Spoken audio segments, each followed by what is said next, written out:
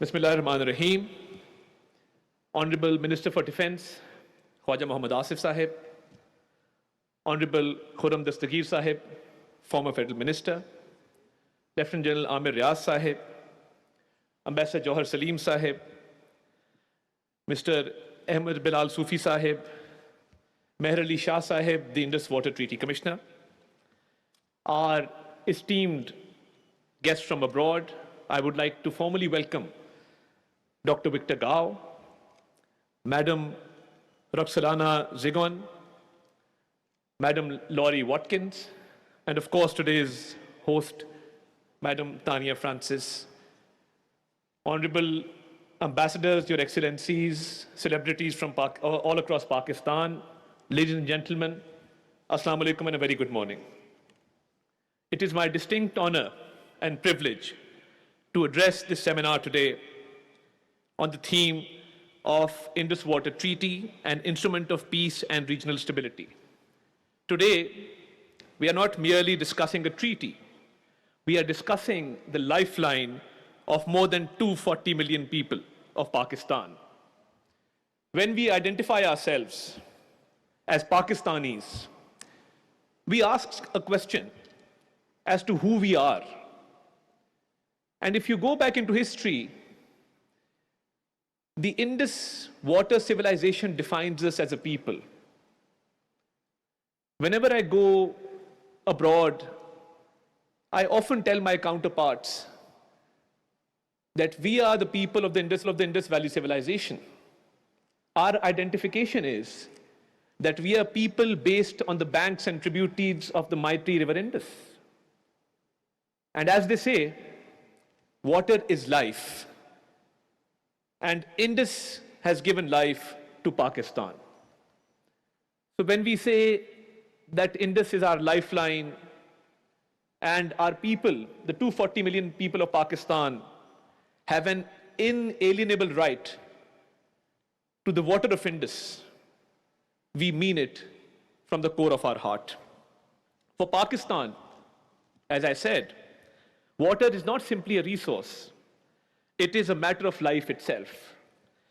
The Indus River system, for thousands of years, nurtured one of the world's oldest civilizations. From the towering peaks of Gilgit-Baltistan to the fertile plains of Punjab and Sindh, these waters have connected our people across geography and history. The story of Pakistan is in many ways the story of the Indus. It is for this reason that the Indus Waters Treaty of 1960 occupies such a unique place in international relations. Signed under the auspices of the World Bank, the treaty has endured wars, political upheavals, prolonged periods of tensions. Its resilience for more than over 6 decades demonstrates an enduring truth that cooperation, dialogue, and adherence to international commitment. The treaty has endured wars, political upheavals, prolonged periods of tensions. Its resilience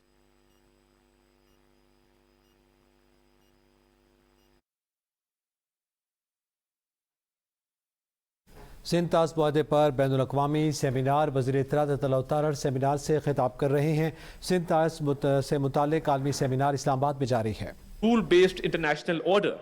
It embodies the principle of good faith, pacta sunt servanda, the sanctity of agreements and peaceful dispute resolution. These are not merely legal concepts. They are foundations upon which trust is built.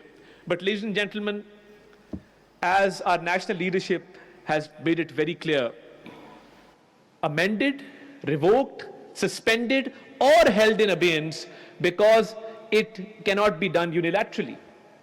This pact came into being after mutual consensus, and only mutual consensus can lead to any amendment or revision.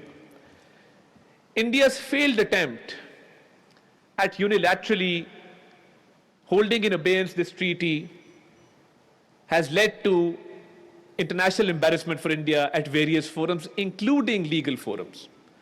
So when an attempt is made, or a one-sided attempt is made to hold this, the moral, social, legal foundations of that attempt are extremely weak. And any structure which has weak foundations will fall flat on its face.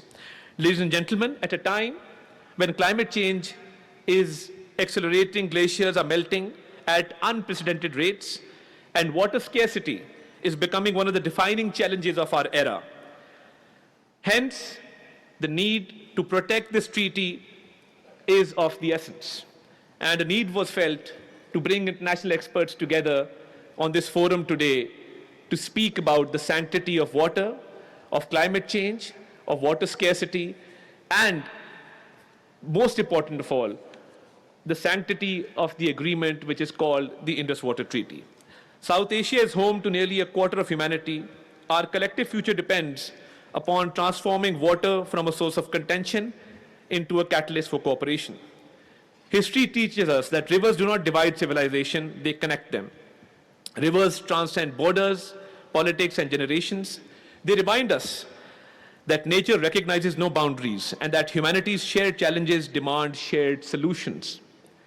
Any attempt to block or stop water will always fail because water will always find a way. The weaponization of water or attempts to unilaterally alter established arrangements undermine not only regional peace and stability, but also the framework of international law. International agreements, as I said, cannot be suspended or disregarded at convenience. Respect for treaties is indispensable for maintaining confidence among nations and preserving global order. Pakistan has consistently demonstrated its commitment to peaceful engagement and constructive dialogue and the faithful implementation of the treaty. But if an attempt is made to stop the water of Pakistan, our national leadership stands resolved to respond effectively to restore the water for the people of Pakistan. As the Ministry of Information and Broadcasting, we also recognize the critical role of media and strategic communication in this context. In an age marked by misinformation and disinformation, it is imperative that the facts prevail over false narratives and truth triumphs over propaganda.